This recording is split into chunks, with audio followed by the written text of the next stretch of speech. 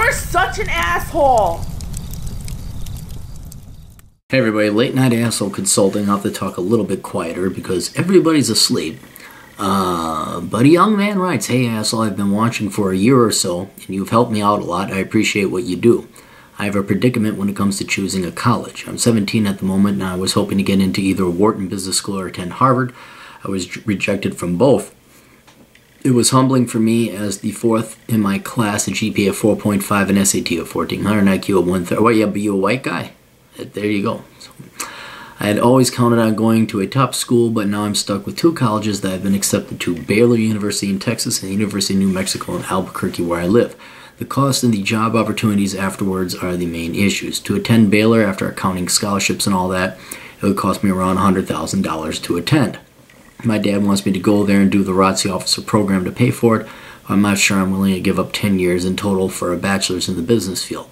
The hireability, however, seems better from Baylor than the University of New Mexico from what I've seen. On the flip side of costs, attending the University of New Mexico would be free with my scholarships. It's up to me to pay for my own schooling, so I'd love to get your take on what I should do. Take student loans and go to Baylor. Stay in-state. Don't get a business degree at all. Accounting or marketing is what I'm looking at. I can't decide what to do, and I need to take the steps with whatever college I pick fairly soon. Thanks for reading all this. I tried not to leave anything out. Email me back with any questions. I don't think I had any. Oh, do you have an interest in that?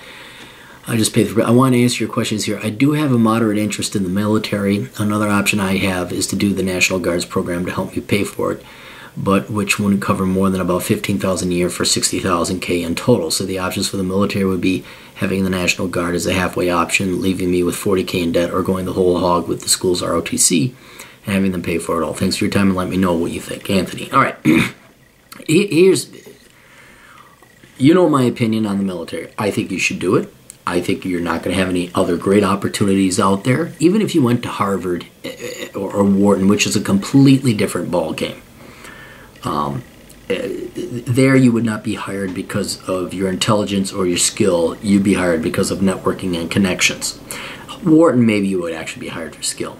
But if you cannot get into a Wharton, a Harvard, a U of Chicago, one of these top-ranked schools for business, then it simply is not worth going and getting a business degree. And the only degree worth getting is an accounting degree, and you are now in the realm of it doesn't matter where you go to college, it matters what you study. So you're back kind of in the real world now. So since you're not going to be hobnobbing with Thaddeus and Conroy, what you got to do is, your marketing degree, no, you're not doing that. You're just not fucking doing that. And you're a fucking retard if you do. All right? And you deserve everything coming to you if you are a lazy fuck and you think you're going to go major in marketing. The only degree in business worth getting right now is accounting or IT, MIS. And in accounting, you're even pretty much forced to go get your CPA. So before we even talk about how you're going to finance it, military or not, let us understand this point and understand it very well. You either go accounting, STEM, the trades, IT, programming bootcamp, pre-med, or you go home. You don't even go to college. All right? So your degree is accounting until you find out later that maybe you just can't do it, you can't tolerate it, and then you have a choice of STEM, the trades, pre-med, or whatever else I said before. Okay, so you are not going to major in business. Certainly not at Baylor, and certainly not at the University of New Mexico, because you will have no fucking job.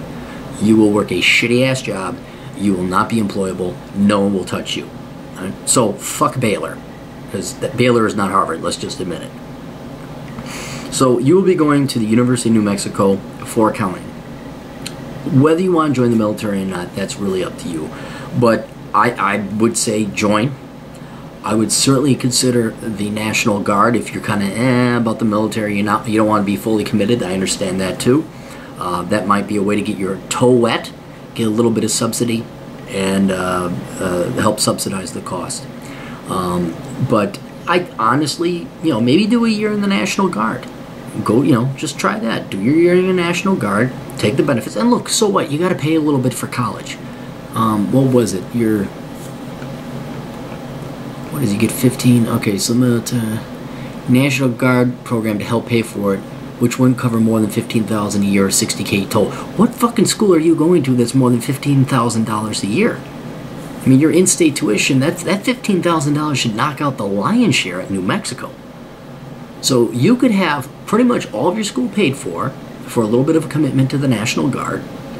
You might get dragged out to Syria. You never know. Oh wait, no, National Guard I don't think you could do. Do you? I'd have to double check. No, what am I confused? That's the reserves. The reserves. Never mind. Anyway, you make it seem, oh God, I might have to pay a little bit for college. Yeah, so what? You got to pay a little bit for college. Fucking toughen up. All right? But if you don't want to go into the military, you find out that's not your thing, well, even then, still, University of New Mexico, in-state tuition, get your accounting degree, in and out, get your CPA, that's your route. So once again, I would recommend the military to pay for it. I think in your particular case, the National Guard would be best because you're not sure. Then you could always go up full time if you like, oh wow, I really like this military shit. Boom, there you go. And I think what you're going to find out in doing two things, going to school for accounting and going in the National Guard, you're going to find out the military is much more challenging and rewarding. School is such fucking bullshit, and so even if it is for a legitimate field like accounting, I think you might, it's good to have that extra option that you could go full military. And as I've pointed out before, no one's going to take you seriously until you're 35. So you might as well be in the military, have 1 foot in the military, 1 foot in an accounting career.